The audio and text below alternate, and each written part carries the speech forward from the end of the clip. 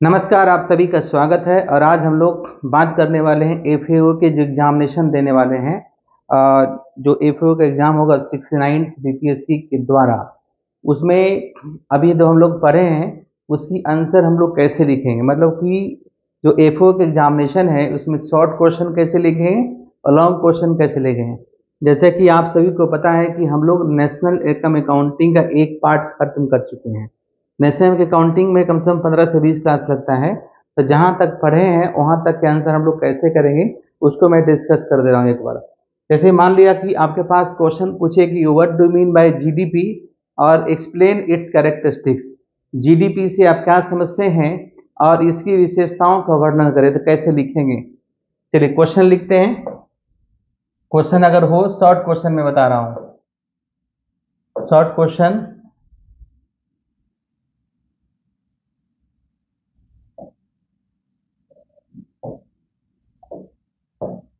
Question अगर आपके पास है,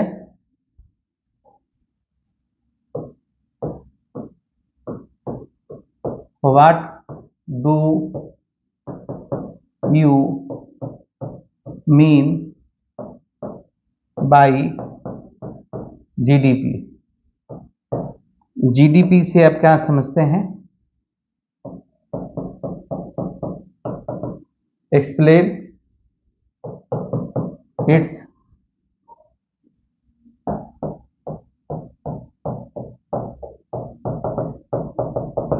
कैरेक्टरिस्टिक्स।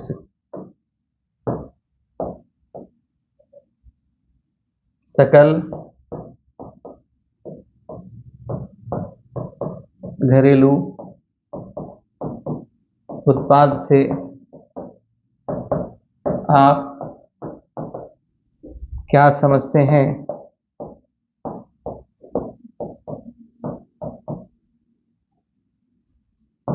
सकल घरेलू उत्पाद की विशेषताओं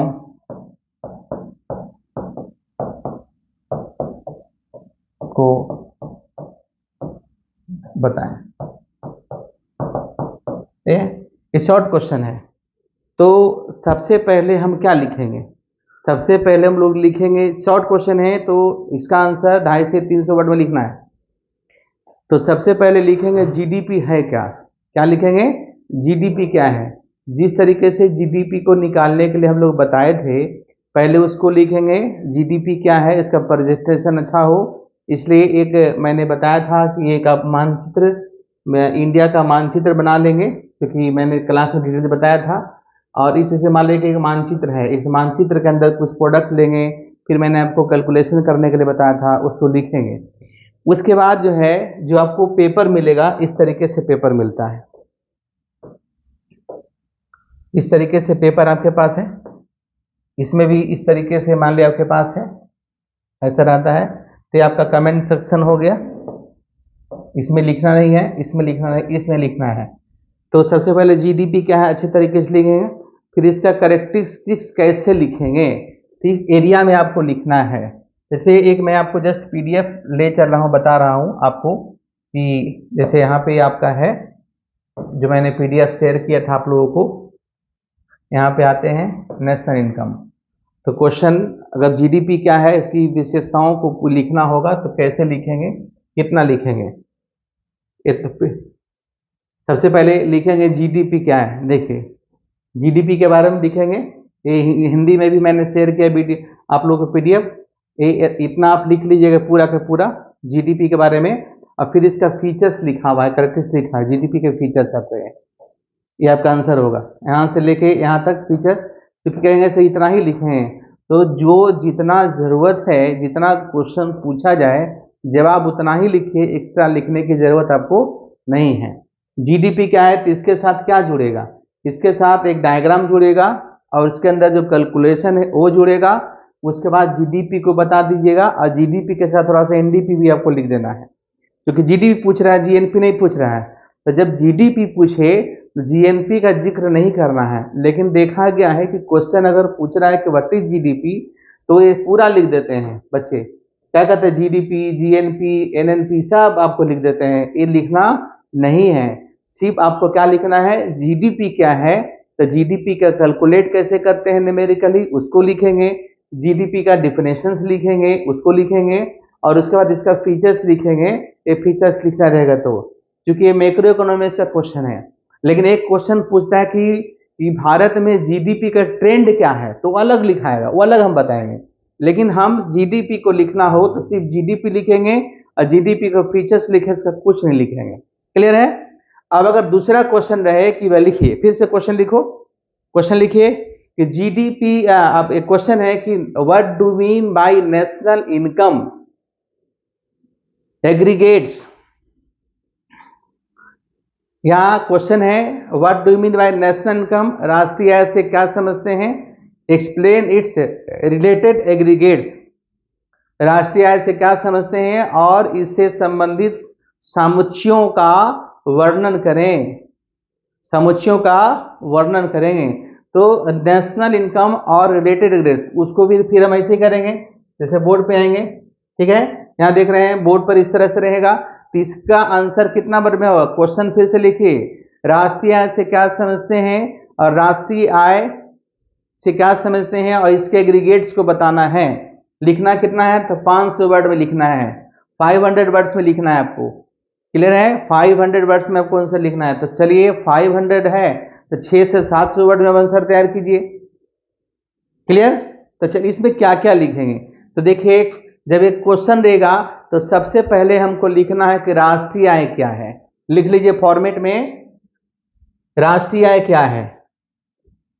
सबसे पहले मीनिंग लिखेंगे, मीनिंग ऑफ नेशनल इनकम, राष्ट्रीय आय क्या है, मीनिंग्स ऑफ नेशनल इनकम यानी कि राष्ट्रीय आय का अर्थ क्या लिखेंगे, राष्ट्रीय आय का अर्थ, राष्ट्रीय आय जो भी लिखना हो 5-7 सेंटेंस में आप लिख दीजिएगा। उसके बाद सीधे आएंगे, हेडिंग दीजिएगा national income and it's related aggregates. फिर आपको यहां पे आना है, देखिए इसमें इसका कितना एग्रीगेट्स होता है, हिंदी वाले हिंदी में लिखेंगे, इंग्लिश वाले इंग्लिश में लिखेंगे।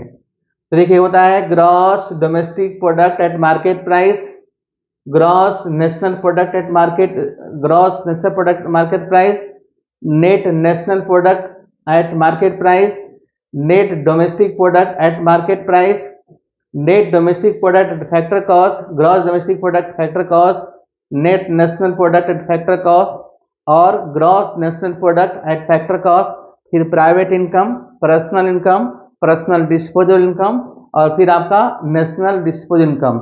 ये टोटल 12 एग्रीगेट्स होते हैं जो कि आपको लिखना है। कितना एग्रीगेट्स है, तो 12 एग्रीगेट्स है जिसको आपको आंसर में राइट करना है। तो देखिएगा आप जब थोड़ा थोड़ा लिखिएगा सबका डिफिनेशन, जैसे जीडीपी क्या है उसका थोड़ा सा कैलकुलेशन दे देंगे, फिर उसके बाद लिखेंगे एनडीपी क्या है उसको लिखेंगे, फिर जीएनपी क्या है। जैसे देखिए क्या क्या लिखना है आपको, मैं फिर से बताता हूँ। इसमें आपको सबसे पहले लिखना है जीडीपी-एमपी, फिर लिखिएगा एनडीपी-एमपी, एनडीपी-एमपी का डेफिनेशन लिखिएगा, फिर इसका जो फॉर्मूला होता है क्या नहीं बताए थे, जीडीपी एम, देखिए एनडीपी का फॉर्मूला हम बताया था ना, पहले इसका डेफिनेशन लिखिएगा, फिर लिखना होगा ऐसे कि जो एनडीपी-एमपी होता है इक्वल टू क्या होता है, जीडीपी-एमपी माइनस डेप्रिसिएशन। बहुत नहीं करना है, या फिर ऐसे बता दीजिएगा, हम बताए थे आपको कि जीडीपी-एमपी है और एनडीपी-एमपी है, एनडीपी-एमपी है। तो जीडीपी से अगर एनडीपी पे आना होगा तो हम लोग माइनस करते हैं डिप्रिसिएशन, और इधर से अगर इधर आना होगा तो प्लस करेंगे डिप्रिसिएशन, चाहे जितना डाल सकते हैं। ये 2 हो गया। फिर क्या लिखेंगे, फिर लिखेंगे, देखिए फिर लिखेंगे जीएनपीएमपी क्या होता है, फिर लिखेंगे एनएनपीएमपी क्या होता है, एनएनपीएमपी क्या होता है। तो ये 4 हो गया।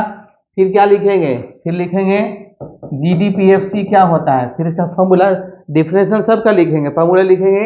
फिर लिखेंगे आपका एनडीपीएफसी क्या होता है, फिर लिखेंगे जीएनपी एफसी क्या होता है, एनएनपी एफसी क्या होता है। यहाँ तक हो गया, ये टोटल 8 हो गया। फिर क्या लिखेंगे, फिर लिखेंगे प्राइवेट इनकम क्या होता है उसका फॉर्मूला बताए थे। फिर लिखेंगे पर्सनल इनकम डेफिनेशन फॉर्मूला लिखाए थे। फिर लिखेंगे personal disposable income definition plus formula और नेशनल डिस्पोजेबल इनकम। ये टोटल आपका होगा, देखिएगा आपको 500 से 600 वर्ड में आपका आंसर अच्छा तैयार हो जाएगा और जो एग्जाम में पूछा जा रहा है उसको आप जवाब दे पाएंगे। क्लियर है? कितना क्वेश्चन मैंने बताया? 2 क्वेश्चन। एक और क्वेश्चन आता है कि भाई राष्ट्रीय आय से आप क्या समझते हैं। क्या आता है कि राष्ट्रीय आय से क्या समझते हैं, इसके महत्व को समझाएं। शॉर्ट क्वेश्चन, उसका भी मैंने आपको पीडीएफ शेयर किया है। तो उसमें भी आपको राष्ट्रीय आय क्या है पहले लिखेंगे, इसका इंपॉर्टेंस 8 इंपॉर्टेंस जो मैंने बताया था उस 8 इंपॉर्टेंस को लिख देंगे और फिर क्या करेंगे उसको एक्सप्लेन कर देंगे। देखिएगा 250 से 300 वर्ड में वो भी आपका अच्छा आंसर तैयार हो जाएगा। इस तरीके से यदि आप तैयारी करते हैं तो आपका जो है, देखिए होता है क्या कि आप कितना पढ़ते हैं नहीं मैटर, कितना आप सीख रहे हैं। तो जब आप एक तरफ रखिए, एक तरफ आप सिस्टमेटिकली पढ़ते चले जाइए और दूसरी तरफ क्वेश्चन रखिए। और क्वेश्चन अगर जो आपके पास 10 साल 5 साल क्वेश्चन है तो 2 से 3 साल का क्वेश्चन अगर बना लेते हैं तो बाकी क्वेश्चन ऑटोमेटिकली बनना शुरू हो जाएगा। तो राष्ट्रीय आय से अभी तक कितना क्वेश्चन पूछा गया, उसका क्वेश्चन पूछने का ट्रेंड क्या रहा है, आप उन सभी को एक जगह कर लीजिए। राष्ट्रीय आय को जैसे जैसे पढ़िए वैसे वैसे जवाब देते चले जाइए, वैसे से नोट बनाते चलाइए। आपका लिखना बहुत आसान हो जाएगा, जितना डिफिकल्ट लग रहा उतना ही आसान हो जाएगा। तो राष्ट्रीय आय से जितने सारे क्वेश्चन हैं मैं सबको बारी बारी कराऊंगा और हमारे क्लासेस को जुड़ने के लिए आप लाइव बने रहिए या फिर पंकज इकोनॉमिक्स आर्ट्स क्लासेस को ज्वाइन कर सकते हैं। Pankaj economics arts app download कर लीजिए और उसके बाद जो है व्हाट्सएप कीजिए, किसी तरह की दिक्कत है 8292179360। हमारे क्या लाइव क्लासेस शुरू हो चुका है, सुबह में क्लासेस चलता है 8:30 बजे और उसका रिकॉर्डिंग लेक्चर अनलिमिटेड टाइम देख सकते हैं। और यदि अभी से ज्वाइन करते हैं तो आपका पीटी एग्जाम भी अच्छा जाएगा। धन्यवाद।